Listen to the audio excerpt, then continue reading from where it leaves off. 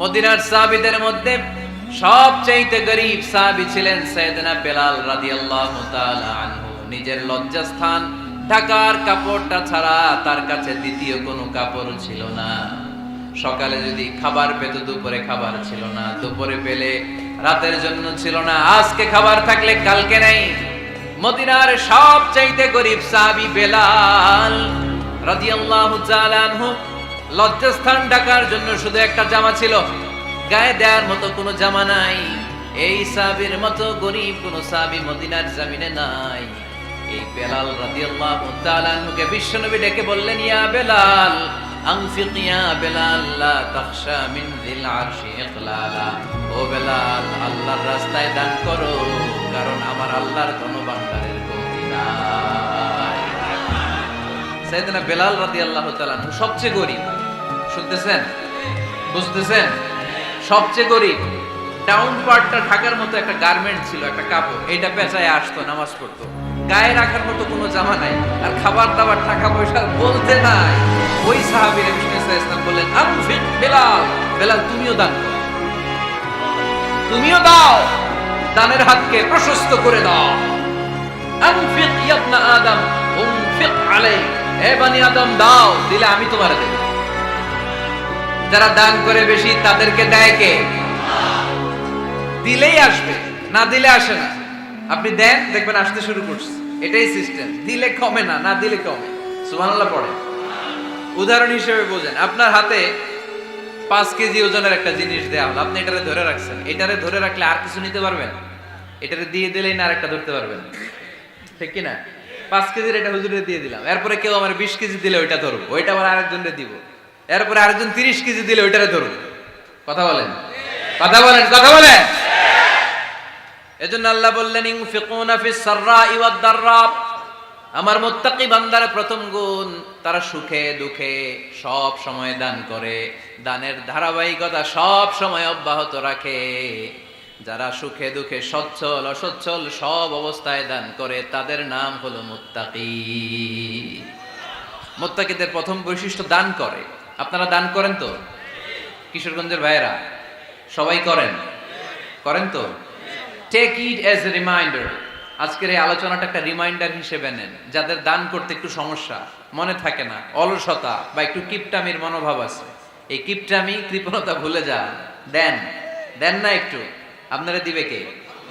বিশ্বাস হয়?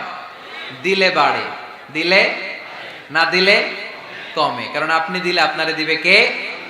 তবে গোপন অবস্থায় দেওয়াটা উত্তম। প্রকাশ্য দান করলে আল্লাহ কবুল করেন, ওইটাতেও সওয়াব আছে, কিন্তু গোপনে দান করলে বেশি খুশি হয় কে? গোপনে দান করলে আল্লাহর রাগ ক্রোধ কমে যায়। আপনার কোনো পাপের কারণে আল্লাহ যদি আপনার উপর রেগে থাকে, আপনি গোপনে কিছু দান করে দেন, ওই রাগটা মুহূর্তেই ঠান্ডা হয়ে যাবে। 7 শ্রেণীর ব্যক্তিকে আল্লাহ তাআলা আরশের নিচে ছায়া দিবে কিয়ামতের দিন, যেদিন আকাশের সূর্যটা মাথার কাছে চলে আসবে, জমিনটা তামার জমিন হয়ে যাবে, তৃষ্ণায় মানুষের জিহ্বা বের হয়ে কুকুরের মতো নাভির সামনে ঝুলতে থাকবে। সূর্যের প্রচন্ড কিরণ আর তাপে মাথার মগজগুলো গলে গলে নাকের ছিদ্র আর কানের ছিদ্র দিয়ে ভাতের মাড়ের মতো টপ টপ করে বেয়ে বেয়ে পড়বে। আল্লাহর আরশের ছায়া ছাড়া সেদিন আর কোনো ছায়া থাকবে না। বিষ্ণু বললেন, 7 শ্রেণীর ব্যক্তিকে আল্লাহ তাআলা সেদিন আরশের নিচে ছায়া দিবে। তার মধ্যে থেকে 1 শ্রেণীর ব্যক্তি, কিশোরগঞ্জের ভাইয়েরা খেয়াল করে শুনেন, তার মধ্যে 1 শ্রেণীর ব্যক্তি হচ্ছে রাজুলুন তাসাদ্দাকা বিসাদাকা ফাআখফাহা।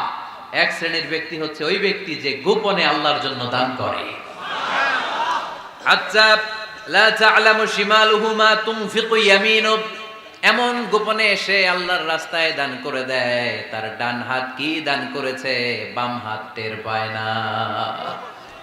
ডান হাত কি দিল, বাম হাত দেখে নাই। অন্য মানুষ জানা তো দূরের কথা, এই গোপন দান আমার আল্লাহর কাছে খুব প্রিয়। এজন্য একটু দান করার অভ্যেস করেন, অল্প করে করেন। আজকে যে 5 টাকা দান করে দেন মসজিদে, 2 টাকার নোট থাকলে দান করে দেন, 1 টাকার পয়সা থাকলে দান করে দেন। দান করতেই হবে, কারণ মুত্তাকি হতে চাইলে এই দানের ধারাবাহিকতা কন্টিনিউয়াসলি এটা রাখতে হয়, এটা থামানো যায় না। সময় ভালো বেশি দিলাম, সময় খারাপ কম দিলাম, কিন্তু দিতে হবে। রাজি আছেন? আল্লাকা সিররুন ইনদাল্লাহ বাইনাকা আনতা ওয়া বাইনাল্লাহ হাল্লাকা সাদাকাতুন তাখফা লা ইয়ালামুহা ইল্লাল্লাহ হাল্লাকা সিররুন ইনদাল্লাহ বাইনাকা আনতা ওয়া বাইনাল্লাহ হাল্লাকা সাদাকাতুন তাখফা লা ইয়ালামুহা ইল্লাল্লাহ। হাল্লাকা সিররুন ইনদাল্লাহ, তোমার আর তোমার আল্লাহর মাঝে কোনো গোপন আমল আছে নাকি যেটা আল্লাহ ছাড়া কেউ জানে না? জীবনে আমাদের প্রত্যেকের এমন কিছু গোপন আমল, ইবাদত আর দান সদকা করা দরকার যেটা দুনিয়ার কেউ জানে না, জানে আমার রব আর জানি আমি। এরকম দান থাকার দরকার আছে না নাই? তোমার জীবনে এমন কোন গোপন সাদাকা আছে নাকি যেটা আল্লাহ ছাড়া কেউ দেখেনি? এই গোপন সাদাকাটা আল্লাহ খুব পছন্দ করে। এখানে মাদ্রাসা, আজকে আমার ভাই অমুক ভাই দিবেন 2 লক্ষ টাকা, বলেন মারহাবা। এটা উনি আল্লাহর জন্য দিতে পারে, মারহাবার জন্য দিতে পারে, ঠিক কিনা? কিন্তু রাতের আধারে রাস্তার পাশ দিয়ে হেঁটে যাচ্ছেন, মসজিদের দান বাক্সটা লেখা, উপরে সাইনবোর্ডে লেখা মুক্ত হস্তে আল্লাহর ঘরের জন্য দান করুন। কেউ নাই, কাক পক্ষী নাই, রাত বাজে 2টা, হঠাৎ করে পকেট থেকে 1000 টাকার বা 100 টাকার কচকচে নোটটা আপনি দান করে দিলেন। ওই দানটা 1 কোটি টাকার দানের চেয়েও বড় দান। কারণ দুনিয়ার কেউ তখন দেখে নাই, দেখেছে কে? কেউ যেটা দেখে না সেটা দেখে কে? কেউ যেটা জানে না সেটা জানে কে? সবার চোখ ফাঁকি দেয়া গেলেও আমার আল্লাহর চোখ ফাঁকি দেয়া যায়? এজন্য দান করতে হবে একজনের খুশির জন্য, তিনি কে? এজন্য রাব্বুল আলামিন বলেন, মাসালুল্লাযীনা ইউনফিকুনা আমওয়ালাহুম ফি সাবিলিল্লাহি কামাসালি হাব্বা أنبتت 7 سنابل في كل سنبلة 100 حبة والله يضاعف لمن يشاء والله واسع عليم। সুবহানাল্লাহ পড়েন। আল্লাহ বললেন, এই যে তোমরা আমার রাস্তায় দান করো, এটার উপমা একটা চারা বীজের মতো। এই চারা বীজ জমিনে গেড়ে দিলে সেখান থেকে 60টা শীষ গজায়, প্রতিটা শীষ থেকে 100টা করে দানা হয়, প্রতিটা শীষে জন্ম নেয় শত শস্য দানা। সুবহানাল্লাহ। চারা বীজ চিনেন না? মাটিতে ঢুকাই দিলেন, 60টা শীষ গজালো, প্রতিটা শীষে আবার 100টা করে দানা, মোট কটা হইলো? 700টা। এক চারা বীজ থেকে যেমনি 700 দানা গজায়, তেমনি 1 টাকা দান করলে এরকম 700 গুণ সওয়াব আপনার আমলনামায় ঢুকাই দিবে কে? যারা দুনিয়ার বুকে প্রকাশ্যে গোপনে দান করত, সচ্ছল আর অসচ্ছল অবস্থায় দান করত, কিয়ামতের দিন যখন তাদেরকে তাদের আমলনামা দেয়া হবে, আমলনামা দেখে বলবে, আল্লাহ এত সওয়াব দুনিয়ার বুকে আমি করি নাই, অন্য কারো আমলনামা তোমার ফেরেশতারা ভুল করে আমারে দিয়েছে। আল্লাহ এত আমলনামা তো আমি করি নাই, এত নেক কাজ কোত্থেকে আসলো? এটা আমার না, তোমার ফেরেশতারা ভুল করে আরেকজনেরটা গছাই দিছে আমারে। আল্লাহ বলবে, না, আমার ফেরেশতারা ভুল করে না। সুবহানাল্লাহ পড়ে। ফেরেশতারা কখনো ভুল করতে পারে না, এটা তোমারই আমলনামা, আমার আমলনামা, আমি তো এত সওয়াব করি নাই। আল্লাহ বললেন, তুমি যে ওই আমার খুশির জন্য দান করেছো, ওই ছোট্ট দানটাকে আমি বড় করে তোমার আমলনামায় ঢুকাই দিছি। আরো আস্তে কোন সুবহানাল্লাহ। হাদিসে এসেছে, কামা ইউরাব্বি আহাদুকুম ফুলুয়া, তোমরা যেমনি ছাগল পালো, বাছুর পালো, আল্লাহ তাআলা তোমাদের দানটাকে এরকম পেলে পুষে বড় করে। আপনারা কিশোরগঞ্জে গরু পালেন কারা দেখি? মাশাআল্লাহ, সবার বাড়িতে গরু। হ্যাঁ, বাড়ি বাড়ি আপনার বাড়িতেও আছে। তো এই যে গাভী যখন বাচ্চা দেয়, বাছুর হয়, খুশি লাগে না আপনাদের? মালিক কি করে? এটারে খাওয়ায়, খাইয়ে দাইয়ে পেলে পুষে বড় করে না? কুরবানির হাটে বিক্রির জন্য। আল্লাহ বললে, তুমি যে ওই ছোট্ট দান করেছো, তোমার এই ছোট্ট দানটা আমিও এটারে খাইয়ে দাইয়ে পেলে পুষে বড় করে উহুদ পাহাড়ের সমান করে তোমার আমলনামায় ঢুকিয়ে দিয়েছি। এজন্য আল্লাহ বললেন, আল্লাযীনা ইউনফিকুনা ফিস সাররাই ওয়াদ দাররা, মুত্তাকিদের প্রথম গুণ সচ্ছল আর অসচ্ছল উভয় অবস্থায় আল্লাহর জন্য তারা দান করে। সুবহানাল্লাহ। তাহলে মুত্তাকিদের প্রথম গুণ, তারা কি করে? জোরে বলেন, সবাই বলেন, আবার বলেন। আপনাদের কষ্ট হচ্ছে? দোয়া করে ফেলি আমরা তো। গলার আওয়াজ এত অল্প কেন? আওয়াজ করে উত্তর দেয়া যাবে? চিল্লায় পড়েন আল্লাহু আকবার।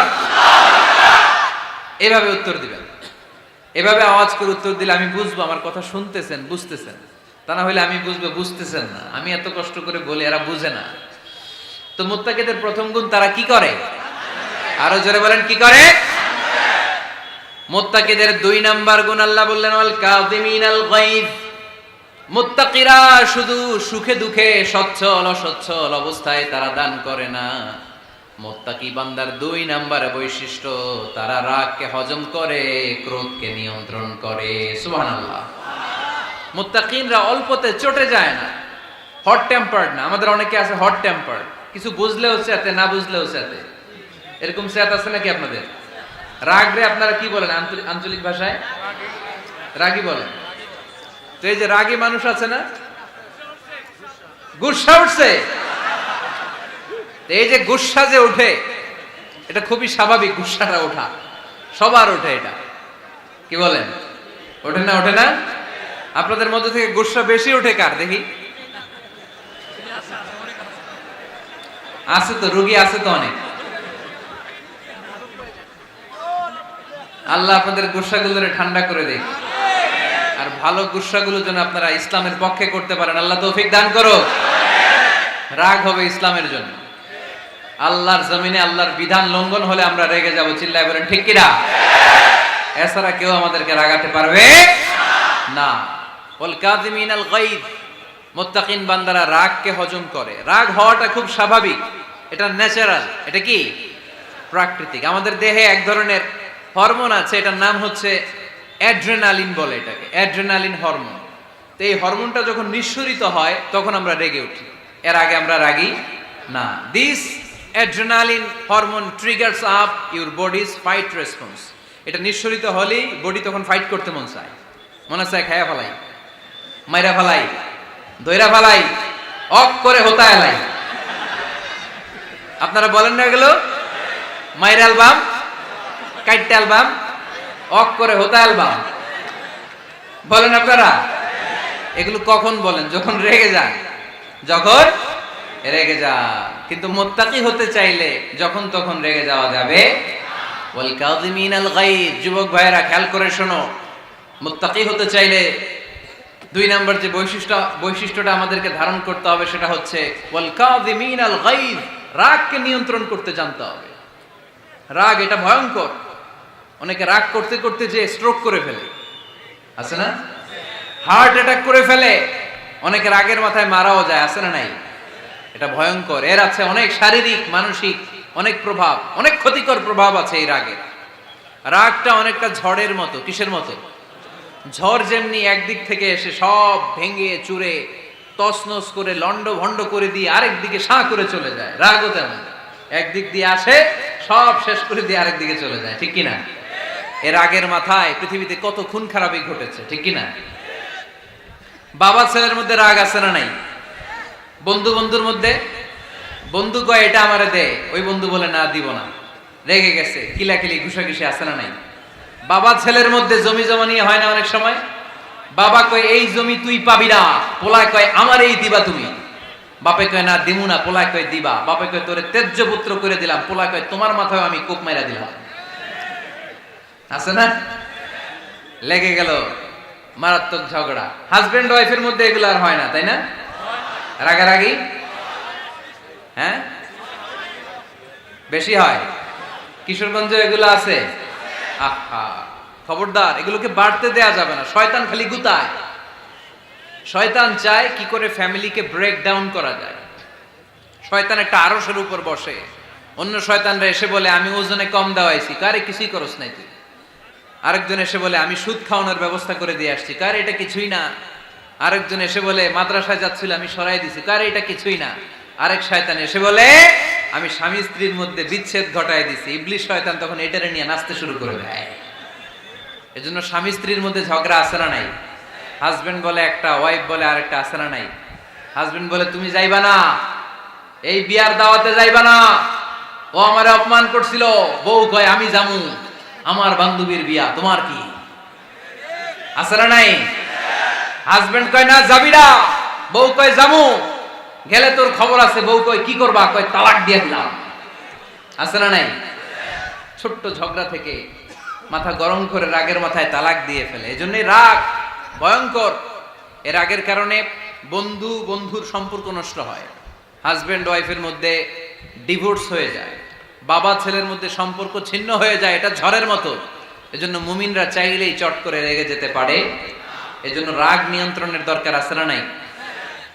এজন্য আল্লাহ বললেন, والذين ينفقون أموالهم في سبيل الذين ينفقون في السراء والضراء والكاظمين الغيظ والعافين عن الناس। মুমিন বান্দার মুত্তাকিদের প্রথম গুণ দান করে, মুত্তাকিদের দ্বিতীয় গুণ তারা রাগকে হজম করে। সুবহানাল্লাহ পড়েন।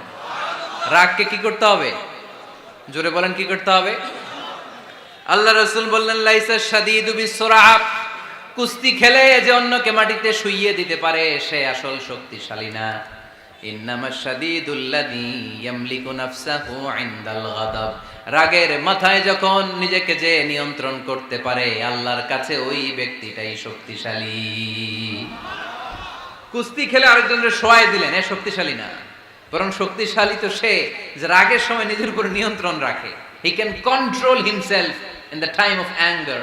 যখন সে রেগে যায় তখন সে নিজেকে নিয়ন্ত্রণ করতে পারে, সেই শক্তিশালী। কুস্তি খেলে আপনি হোতায় দিলেন আরেকজনকে, আপনি শক্তিশালী না। এজন্য রাগকে নিয়ন্ত্রণ করতে রাজি আছেন তো? এক সাহাবী এসে বললেন, ইয়া রাসূলুল্লাহ আউসিনি, ইয়া রাসূলুল্লাহ, ও নবী আমারে নসিহত করেন, আমারে কিছু উপদেশ দেন। বিশ্বনবী বললেন, লা তাগদাব, তুমি রেগে যেও না। সাহাবী বললেন, আরেকটা উপদেশ দেন। বিশ্বনবী বললেন, লা তাগদাব, রেগে যেও না। সাহাবী বললেন, ও নবী আরেকটা উপদেশ দেন। বিশ্বনবী তৃতীয়বারের জন্য বললেন, ও সাহাবী তুমি রেগে যেও না, লা তাগদাব, রেগে যেও না। কারণ রেগে গেলেন তো হেরে গেলেন, রেগে গেলেন হেরে গেলেন। অনেকে আপনারা রাগাতে চাইবে নানা ভাবে, কিন্তু আপনি রাখবেন না। আপনার সাথে ঝগড়া করতে চাইবে, পায়ে পাড়া দিয়ে ঝগড়া করতে চায়, এরকম আছে না নাই? আপনারা রাগাতে চায়, ফুসলাতে চায়, কিন্তু মুমিনরা, মুত্তাকিনরা তারা যেন তেন কোনো কারণে রেগে যায় না, তারা তাদের রাগকে হজম করে। আলহামদুলিল্লাহ পড়েন। আল্লাহ রাসূল সাল্লাল্লাহু আলাইহি ওয়াসাল্লাম কখনো রাগতেন না, কখনো না। ওনার উপর অনেক অত্যাচার হয়েছে, উনি রাগেন নাই, উনি ক্ষমা করে দিয়েছেন। কি করেছেন? আল্লাহ রাসূল সাল্লাল্লাহু আলাইহি ওয়াসাল্লাম যখন মক্কায় নামাজ পড়তেন, আল্লাহ রাসূল সাল্লাল্লাহু আলাইহি ওয়াসাল্লাম যখন রুকুতে যেতেন, সিজদায় যেতেন, পিঠের উপরে পচা উটের নাড়ি ভুঁড়ি চাপিয়ে দেয়া হতো। আল্লাহ রাসূল কখনো রেগেছেন? কথা বলেন। তায়েফের ময়দানে দাওয়াত দিতে গেলেন, পাথর মারা হলো, তিনি রেগেছেন? বাড়ি থেকে বের করে দেয়া হলো, বাধ্য হয়ে মক্কা থেকে মদিনায় হিজরতে গেলেন। মক্কার দিকে তাকিয়ে তাকিয়ে চোখের পানি ছাড়লেন আর বললেন, মক্কা তু আহাব্বুল বিলাদ ইলাইয়া, আমার কাছে সবচেয়ে প্রিয় শহর মক্কা শহর। লাউলা উখরিজতু লামা খারাজতু, আমার যদি বের করে দেয়া না হতো মক্কা থেকে জীবনে কোনোদিন আমি বের হতাম না। তারপরেও বিশ্বনবী রাগেন নাই। ব্ল্যাক ম্যাজিক করে 6 মাস বিশ্বনবীকে অসুস্থ করে রাখা হয়েছে, তিনি রাগেন নাই। আল্লাহ রাসূল সাল্লাল্লাহু আলাইহি ওয়াসাল্লাম একবার উটের উপর চড়ছিলেন। ইন দ্য মিন টাইম এক বেদুইন এসে বিশ্বনবীর গায়ের চাদর ধরে টান দিলেন। হাদিসের বর্ণনাকারী সাইয়েদনা আনাস রাদিয়াল্লাহু তাআলা উনি বলেন, কুনতু আমশি মা রাসূলিল্লাহ, আমি একবার রাসূল সাল্লাল্লাহু আলাইহি ওয়াসাল্লামের সাথে হাঁটছিলাম। ওয়া আলাইহি বুরদুন নাজরানি গলিদুল হাশিয়া, আর রাসূল সাল্লাল্লাহু আলাইহি ওয়াসাল্লামের গায়ে ছিল চাদর। কি ছিল? আপনারা আজকে চাদর গায়ে দিয়ে আসছেন? কেউ আসছেন? অনেকে। এই যে আমরা চাদর গায়ে দেই, আমাদের চাদরের এই পাশে মাঝে মাঝে কিছু ডিজাইন করা থাকে না? নাজরান দেশ থেকে নিয়ে আসা বিশ্বনবীর ওই চাদরের এইখানে খসখসে ডিজাইন ছিল। তো আল্লাহ রাসূল যখন চাদর গায়ে দেয়া, ওই বেদুইন যখন চাদর টান দিয়েছে, ওই খসখসে ডিজাইন আল্লাহ রাসূল সাল্লাল্লাহু আলাইহি ওয়াসাল্লামের ঘাড়ের চামড়া ছিঁড়ে ফেলেছে। আসছিল ভিক্ষা করতে, বেদুইন আসছে কি করতে? ভিক্ষা চাওয়ার স্টাইল দেখেন, ভিক্ষা চাওয়ার স্টাইল দেখছেন? আল্লাহ রাসূল সাল্লাল্লাহু আলাইহি ওয়াসাল্লামের চাদর ধরে এমন টান মেরেছে, ওই খসখসে চাদরের দাগ বিষ্ণু সাল্লাল্লাহু আলাইহি ওয়াসাল্লাম ঘাড়ের মধ্যে বসে ঘাড়ের চামড়া ছিঁড়ে গিয়েছে। বিষ্ণু প্রচন্ড ব্যথা পেয়েছেন, কিন্তু কিছুই বলেন নাই। ফালতাফাতা ইলাইহি রাসূলুল্লাহ, আল্লাহ রাসূল তার দিকে তাকালেন, তাকিয়ে সুম্মা দাহিক, ছোট্ট একটা মুচকি হাসি দিলেন। মুচকি হাসি দিলেন। ভিক্ষা করতে আসছে, চাদর ধরে টান মেরা ঘাড়ের চামড়া ছিঁড়ে ফেলছে, আর বলতে শুরু করছে, ইয়া মুহাম্মদ মুরলি মিন মালিল্লাহ, আল্লাহর যে সম্পদ আছে বাইতুল মালের সম্পদ থেকে আমার কিছু দাও, আমার কিছু নাই। আল্লাহ রাসূল সাল্লাল্লাহু আলাইহি ওয়াসাল্লাম ফাদাহিক, একটা মুচকি হাসি দিলেন, দিয়ে সে যা চেয়েছে তার হাতে সেটা উঠিয়ে দিলেন। চিল্লায় পড়েন সুবহান। তার মানে আমার নবী সহজে রাখতেন না। ওনার গায়ের উপর, দেহের উপর অত্যাচার করা হলে বিষ্ণু ইসা ইসলাম কখনো রাগেন নাই। মারা হয়েছে, পাথর মেরে রক্তাক্ত করা হয়েছে, পিটানো হয়েছে, আল্লাহ রাসূল সাল্লাল্লাহু আলাইহি ওয়াসাল্লাম কখনো রাগেন নাই। তবে আল্লাহর জমিনে আল্লাহর বিধান লঙ্ঘিত হওয়া মাত্রই বিষ্ণু ইসা ইসলাম রেগে যেতেন। পড়েন আল্লাহু আকবার। আল্লাহর বিধান লঙ্ঘিত হতে দিতেন না। যেই লোকটা নামাজ পড়া অবস্থায় ওটের পচা নারী বুড়ি চাপিয়ে দিলে রাগেন না, যাকে পাথর মারা হলে রাগেন না, চাদর ধরে টেনে গায়ের চামড়া ছিঁড়ে ফেললে রাগেন না, ওই ব্যক্তিটা আল্লাহর জমিনে আল্লাহর আইনের বিরুদ্ধে কথা বললে রেগে যেতেন। কারণ এটা আল্লাহর আইন। আল্লাহর আইনে সবাই সমান, এখানে উঁচু নিচু, there is no difference between black and white, between upper and lower, between the richer section of the society and poorer section of the society, between the prime minister, between the member of the parliament and the factory worker, rickshaw puller. Everyone is totally equal, 100% equal in the eyes of Quran and Islam. চিল্লায় বলেন ঠিক কি না? আল্লাহর চোখে সবাই সমান। ওইখানে প্রধানমন্ত্রী নাই, ওইখানে প্রেসিডেন্ট নাই, ওইখানে এমপি নাই, ওইখানে রিকশাওয়ালা আর প্রধানমন্ত্রী আর প্রেসিডেন্ট এক কাতারে দাঁড়িয়ে আল্লাহর সেজদা দেয়। চিল্লায় বলেন ঠিক কি না? নিজেকে আক্রমণ করা হলে রাখতেন না, কিন্তু আল্লাহর জমিনে আল্লাহর বিধান লঙ্ঘিত হলে আল্লাহ রাসূল রেগে যেতেন। মদিনাতে এক মেয়ে চুরিতে ধরা পড়ল। চুরি করলে কি করতে হয়? আস-সারিকু ওয়াস-সারিকাতু ফাকতাউ আইদিয়াহুমা। বাংলাদেশে হাত কাটে, কি করে?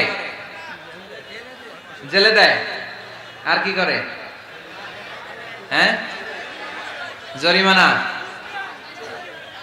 জামায়াত করে না। বিধান হচ্ছে হাত কেটে দাও। If anyone steal something precious, the government, the authority should cut down his right hand. আইনটা কার? বাংলাদেশে এরকম চোর আছে না নাই? দেশের টাকা পাচার করে আছে না নাই?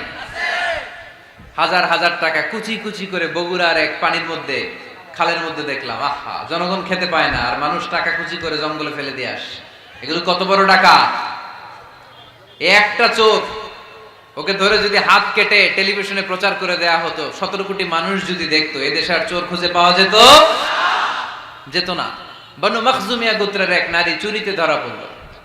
সাহাবীরা যে বললে, ইয়া রাসূলুল্লাহ, অনেক বংশীয় মেয়ে, আপনি হাত কেটে দিয়েন না, মাফ করে দেন। কি করেন? আল্লাহ রাসূল সাল্লাল্লাহু আলাইহি ওয়াসাল্লামের চেহারাটা আগুনের গোলার মতো লাল হয়ে গেল, রেগে গেলেন। আল্লাহ রাসূল বললেন, এত বড় সাহস পেলে কোত্থেকে? এটা আল্লাহর আইন। চিল্লায় বলো, কার আইন? লাউ কানাত ফাতিমাতু বিনতি মুহাম্মদ সারাকাত লাকাতা মুহাম্মাদুন ইয়াদাহা। আরে বনু মখজুমিয়া গোত্রের মেয়ে তো দূরের কথা, আমার কলিজার টুকরা ফাতেমাও যদি চুরিতে ধরা পড়তো, আমি ফাতেমার ডান হাত কেটে দিতে 1 সেকেন্ডও দেরি করতাম না। কারণ বিধানটা কার? এত মাইর দেয়া হলো বিশ্বনবীকে, এত অত্যাচার করা হলো, তিনি রেগে যেতেন না। কিন্তু আল্লাহর জমিনে আল্লাহর বিধান লঙ্ঘিত হলে তিনি রেগে যেতেন। ঠিক কিনা? এজন্য আমাদের রাগটাও হতে হবে এমন, অপ্রয়োজনে আমরা রাখবো না, কিন্তু আল্লাহর জমিনে আল্লাহর বিধান যদি লঙ্ঘিত হয়, দুর্বলের উপর যদি সবলের অত্যাচার হয়, সমাজে যদি বিশৃঙ্খলা তৈরি হয়, তখন মুমিন রাগান্বিত হবে, বজ্র কণ্ঠে গর্জে উঠবে। চিল্লায় বলেন ঠিক কিনা? এছাড়া মুমিন রাগকে নিয়ন্ত্রণ করে। এটা মুত্তাকিদের বৈশিষ্ট্য। আল্লাযীনা ইউনফিকুনা ফিস সাররাই ওয়াদ দাররা। মুত্তাকিনদের প্রথম গুণ, তারা দান করে।